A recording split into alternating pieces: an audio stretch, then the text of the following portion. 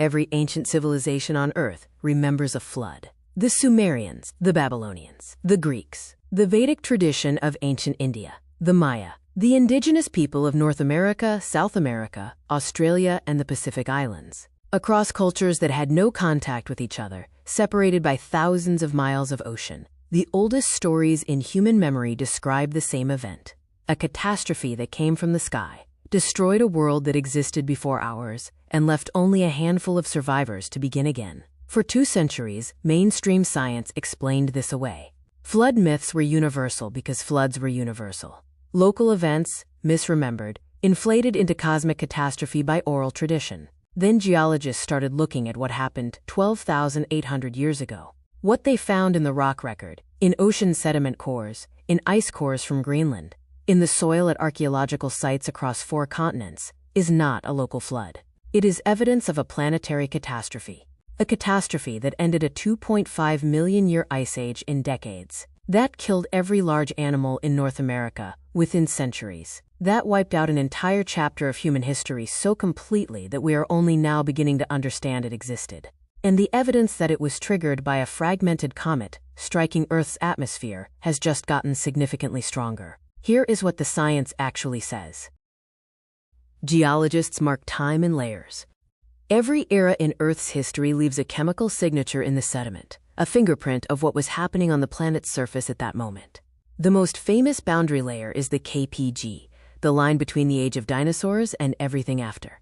Identified by its global spike in Iridium, a metal rare on Earth but common in asteroids. The KPG boundary is found consistently, at the same depth, at geological sites worldwide. It is the chemical signature of the asteroid that killed the dinosaurs. At 12,800 years ago, the onset of a cold period called the Younger Dryas, there is another boundary layer.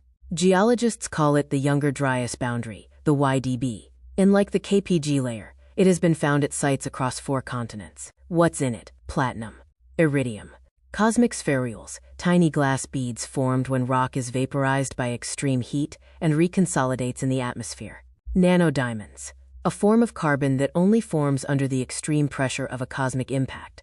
Shocked quartz, quartz crystals with a distinctive internal fracture pattern that can only be produced by pressures orders of magnitude beyond anything geological. Wildfire indicators, charcoal, soot, and polycyclic aromatic hydrocarbons consistent with continent-scale burning. This layer has been documented at over 50 sites across North America, Europe, the Middle East, and South America. At Abu Huraira in Syria, at Lommel in Belgium, at sites across the American Southwest, at Clovis-era archaeological sites where human habitation ended abruptly at exactly this layer. In August 2025, researchers at the University of South Carolina published findings from deep ocean sediment cores, confirming the same chemical signatures at the YDB layer in the ocean floor. The same platinum spike, the same cosmic spherules, consistent with a fragmented comet airburst over Earth 12,800 years ago. This is not fringe science. It's published in Nature Scientific Reports and PNAS. The debate isn't whether the layer exists, it's what caused it. North America at 12,800 BC was a different world. Mammoths, mastodons, giant ground sloths the size of elephants, short-faced bears, the largest terrestrial mammalian predator in Earth's history, standing 12 feet tall at the shoulder.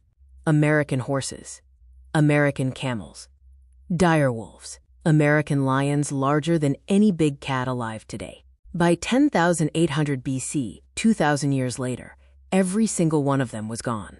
The conventional explanation, human hunters. The Clovis people, arriving in North America and hunting megafauna to extinction. The problem with that explanation, at the Younger Dryas Boundary layer, at 12,800 years ago, not 10,800, the Clovis archaeological record itself ends.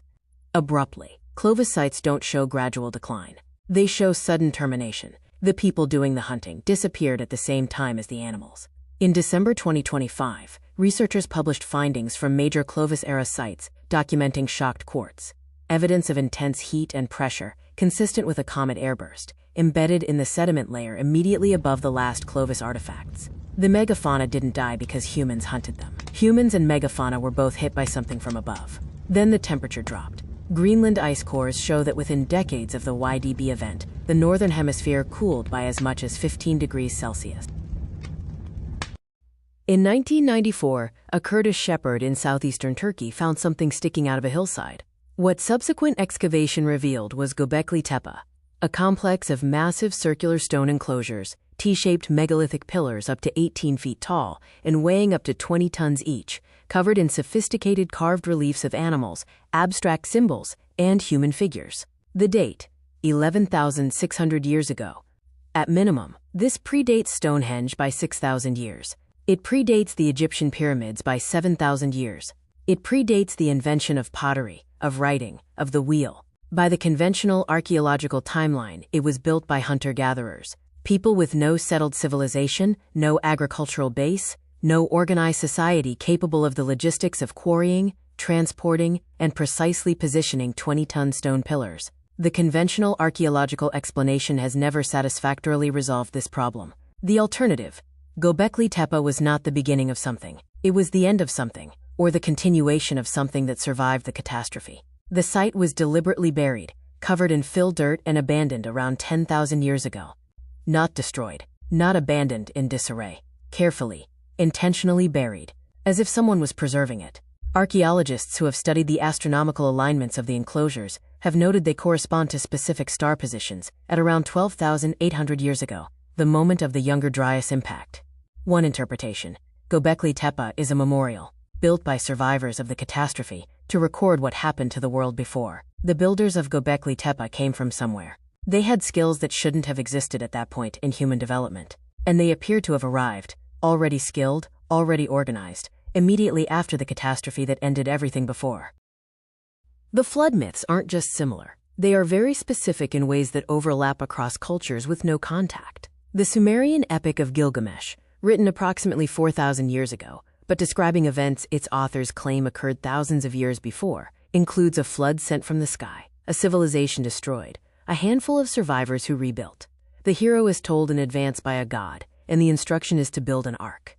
Preserve what you can. The Vedic texts of ancient India describe the Satya Yuga, the first age of the world, ending in catastrophe. Fire from the sky, seas rising, the world going dark. The Aztec tradition describes 5 suns, 5 ages of the world, each ending in catastrophe. The 4th sun ended in a great flood. The 5th sun, our age, began after survivors rebuilt.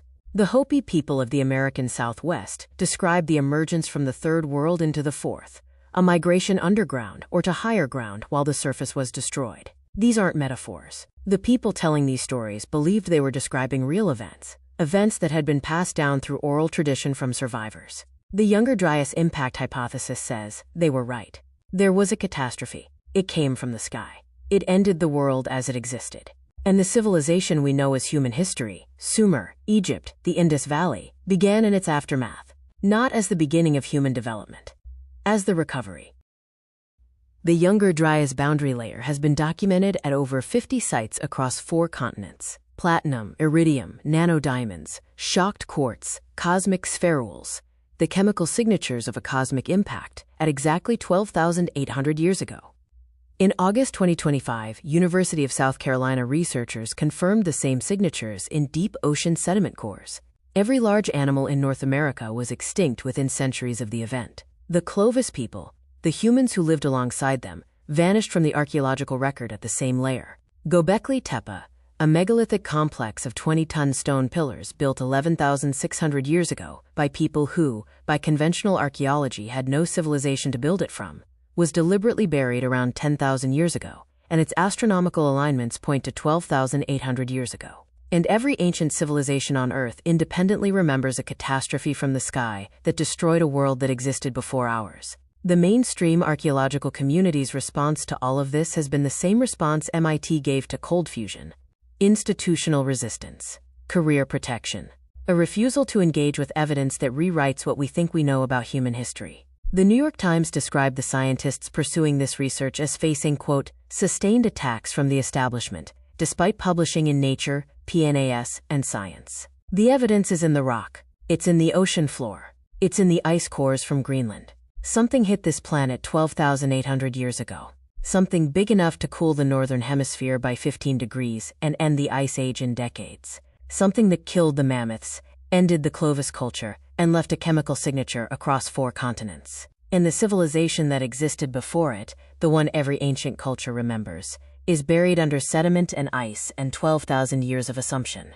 Drop a comment. Do you think a civilization existed before the Younger Dryas? Because Göbekli Tepe alone makes the conventional timeline impossible to defend.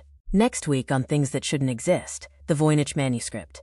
A 15th century illustrated book in an unknown language that no cryptographer, linguist, or AI system has ever decoded. The plants in its illustrations don't exist on Earth. Here's what the latest analysis actually found. Subscribe. I'll see you there.